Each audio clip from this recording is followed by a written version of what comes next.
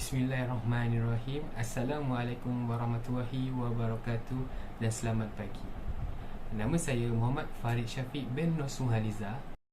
Assalamualaikum, nama saya Muhammad Faiz Ikhwan bin Rusrizan. Hai, saya Joyce Sinidol. Hai, nama saya Nur Azila binti Mansur. Nama saya Nur Amanina binti Abdul Malik. Dan kami akan menerangkan tentang pengaruh ICT terhadap etika dan peradaban dalam perubahan sosial di Malaysia. Teknologi menurut Kamus Dewan edisi keempat ialah suatu aktiviti atau kajian yang menggunakan kaedah sains untuk tujuan praktis, manakala maklumat pula merupakan satu maklumat pengumuman atau pemberitahuan sesuatu keterangan dalam mana-mana platform. Jadi, teknologi maklumat bermaksud teknologi yang berkaitan dengan pemulihan, penyimpanan dan penyebaran maklumat secara elektronik. Pada waktu ini, pengaruh ICT terhadap etika dan peradaban menunjukkan berapa impak dalam perubahan sosial dalam kalangan rakyat di Malaysia. ICT merupakan akronim bagi perkataan Information and Communication Technology yang bahasa Melayunya adalah Teknologi Komunikasi Maklumat. Teknologi maklumat merupakan satu kaedah yang boleh digunakan untuk memindah, menyebar dan memaparkan sebarang maklumat. Seperti contoh, komputer merupakan satu teknologi yang boleh untuk menyimpan, mengubah, memproses segala maklumat di mana jua. Teknologi yang boleh menyimpan maklumat bukan sahaja komputer, malah telefon bimbit dan tablet juga mampu untuk melakukannya seiring dengan kemajuan semasa. Pada era globalisasi ini, ternyata perkembangan ICT ini memberikan impak yang besar dengan perubahan sosial di Malaysia. ICT ini menjadi satu alat atau pengantaraan bagi pihak barat untuk menghantar budaya mereka seperti hedonism, sekularisme yang dapat mengubah budaya kita ke arah budaya mereka. Jelas bahawa budaya mereka dapat merosakan pemikiran rakyat Malaysia. Dengan perkembangan teknologi maklumat ini, mustahil penyebaran sesuatu budaya yang buruk tidak akan dapat mengganggu budaya sosial di Malaysia, kerana manusia tidak akan pernah lepas dari berinteraksi dan berkomunikasi dengan manusia yang lain. Pada zaman pemodenan kini, teknologi komunikasi ICT membawa impak yang negatif seperti penyebaran fitnah oleh sesuatu pihak dengan tujuan ingin memburukkan, memalukan atau menjatuhkan pihak lain. Antara penyebaran fitnah yang dilakukan melalui khidmat pesanan ringkas SMS, aplikasi seperti WhatsApp, Facebook, Twitter, blog dan sebagainya menyebabkan penyebaran maklumat yang salah dan tidak tepat dapat dilakukan dalam masa singkat dan pantas di dalam media sosial. Hal ini melibatkan cabaran etika dan peradaban dalam penggunaan ICT. Prinsip moral atau nilai-nilai akhlak yang menjadi pegangan pada seseorang individu. Tindakan yang tidak beretika ini telah membawa perubahan sosial di Malaysia dengan kesan yang negatif dan tidak bertanggungjawab. Pembentukan akhlak sangat penting untuk mencegah aktiviti jenayah. Keadaan yang berlaku hari ini menampakkan kegagalan masyarakat memikirkan kesan daripada perbuatan mereka terhadap orang lain. Tindakan itu sebenarnya menghilangkan rasa kasih sayang dalam jiwa sesama manusia dan menyebabkan terputusnya silaturahim yang sepatutnya menjadikan masyarakat bersatu padu. Sejajar dengan tajuk pengaruh ICT terhadap etika dan peradaban dalam perubahan sosial di Malaysia, sudah tentu ia berkait rapat dengan teknologi internet yang kian maju dan efisien. Nescaya setiap perkara datang dengan cabarannya yang tersendiri di mana ia berkemungkinan akan mempengaruh sesebuah pihak. Antara pengaruh yang sering dikaitkan dengan ICT adalah ketagihan dalam menggunakannya.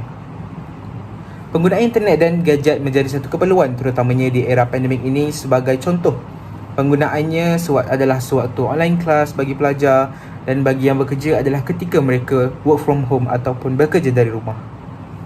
Akan tetapi, ketagihannya akan menyebabkan isu sosial berlaku di mana kurangnya komunikasi secara fizikal sesama insan justru menyebabkan kurang physical soft skill di kalangan masyarakat. Seterusnya, isu yang ingin saya sentuh adalah berkenaan gejala sosial di kalangan remaja. Segalanya di hujung jari. Satu slogan yang acap kali kita dengar di mana ianya membawa maksud yang sangat besar. Akses kepada maklumat yang pelbagai dan penyalahgunaannya menyebabkan pelbagai gejala sosial berlaku terutamanya kepada remaja. Mereka akan cenderung untuk mengikuti segala tabiat atau kelakuan yang tidak beretika di platform internet yang mereka lihat atau gunakan. Ekoran itu menghasilkan anak muda yang kurang berakhlak dan tidak beretika. Isi yang seterusnya adalah perubahan gaya hidup dan bahasa. Masyarakat yang beretika mampu mempertahankan tanggungjawab moral dan sosial serta membentuk individu yang komited terhadap peraturan dan lunas-lunas yang berhemah. Pengaruh ICT dalam kehidupan moden pada masa kini jelas telah merubah paradigma sosial budaya dan bahasa komunikasi masyarakat.